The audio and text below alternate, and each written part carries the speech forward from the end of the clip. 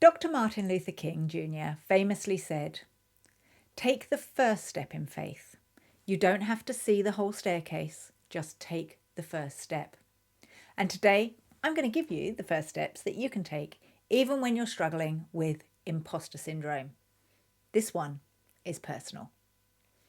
In 2016, a consultant and tax technician asked me to help his profession. He wanted me to help the accountants, the bookkeepers, and tax professionals just like him. He was my dad. He knew that he and they were underpaid, undervalued, and overworked. Now, here's the thing though, I had never run an accounting firm. I wasn't a qualified accountant. I was just the daughter of one. But I knew how to build businesses. I knew how to get clients. I had the results to back it up. But here's the thing, I had imposter syndrome. You see, imposter syndrome is when you struggle to believe you deserve your success, even though you have earned it through your own effort and skill. Still, the doubt hit hard. "You failed A-level accounting, Amanda," said the gremlin on my shoulder. But then it clicked. Waiting to feel qualified was just another form of staying stuck. It was procrastination at its finest. So I took the first step. I was super scared, right? I was really unsure, but I committed. Because isn't that how every successful story starts? In the beginning, it's not your lack of ability that holds you back, it's your self-doubt. And you are not alone. According to a 2020 KPMG study, 75% of executive women experience imposter syndrome, and you men, well, you're not safe from it either. So let that sink in for a minute. 3 out of every 4. It's not a you problem, it's actually a universal one. And I've seen it firsthand.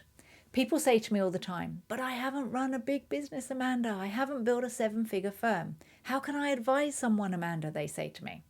Well, my answer is always, you can.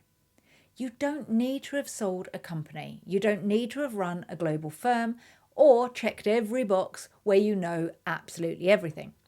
Imposter syndrome tells you that because you haven't done everything, you can't do this thing. So what's the answer? Well, you need to care and you need to start. There is no better time. Well, actually, the best time was last year. The second best time was yesterday, and the third best time is today. So let's not wait for the fourth best time, eh? Let's talk about the real fuel that overcomes this problem, gumption. It takes gumption to start something before you feel ready. Gumption's that gritty, get-it-done energy that kicks in despite the dread you feel inside the pit of your stomach. It's what got me to take the first step time and time again. I don't often feel confident, but I move anyway. Gumption gets me in the room. Action is what keeps me there. And now it's your turn. You don't need to feel ready, you just need to take the action.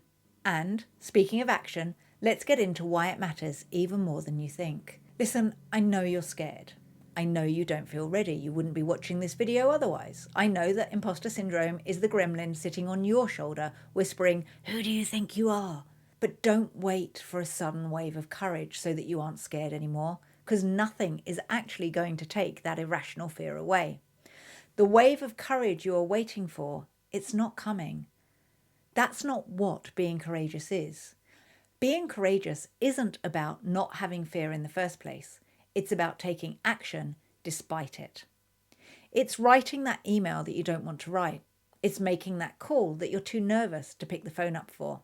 It's posting that video even when your voice shakes. Harvard Business Review reports that micro actions, those small steps forward, rewire the brain to build confidence. And in Japan, they have a whole philosophy on it. It's called Kaizen, and it's based on improving just 1% at a time. Confidence is built through the doing, not before it. So my advice to you, if you want to overcome imposter syndrome, is start, even if it's messy, especially if it's messy, because when it's messy, you are being real, and real is where that magic is. Messy action cuts through perfectionism and puts you in the game while everyone else is still standing on the sidelines watching others win. And the game rewards momentum, not potential. And what will happen is that you will start to attract opportunities whilst others are still polishing their plan, and giving excuses of why they can't take the action yet.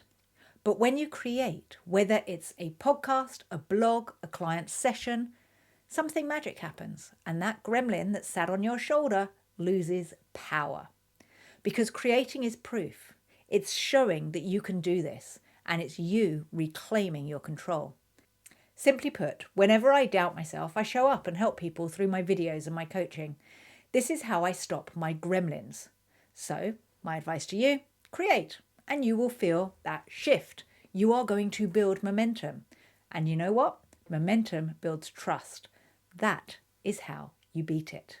Okay, one more thing before we wrap up. Your experience in education is the most powerful thing that you've got. And if you want to know how to leverage it, then check out this video titled, "What is your role as a business advisor?" The link is somewhere posted around here. Or if you can't bear to watch another video of me right now, why don't you grab your own copy of the Business Advisor Playbook, which has had over 7,000 downloads and has helped others like yourself double their profits and halve their working hours. The link for that is in the description below. And if you've made it this far, thank you so much for joining me today. I really appreciate you hanging out and look forward to seeing you in the next video. And if you have any questions, just send me a message on LinkedIn or comment below for ease.